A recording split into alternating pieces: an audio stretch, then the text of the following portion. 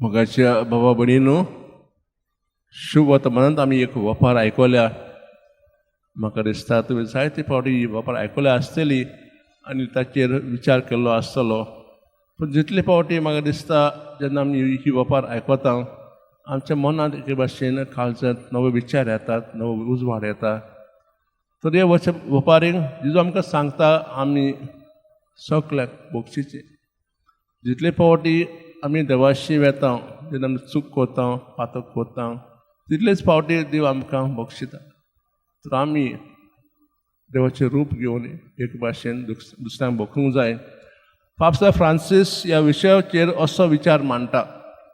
ही वपार दुसऱ्यांक भोगसूंक म्हूण आमकां सांगता. देवान मनशाक आपल्या सारको रचलो देखून आमी दुसऱ्यांची पातकां फाटी धरूंक जाय. पूण अशें करूंक तुमी जाणा इतलें सोंपें न्हय.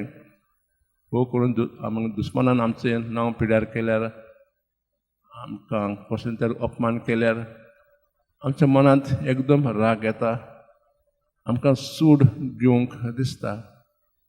पूण जर आमकां बापा सारकें जावंक जाय, बापा सोपून आमी आमच्या दुस्मनाचो मोग करचो, ताचे पासून मागचें आनी तांकां सगळ्यांक गेले फावटी ती चूक करतात आमी तांची पातकां भोगसूंक जाय.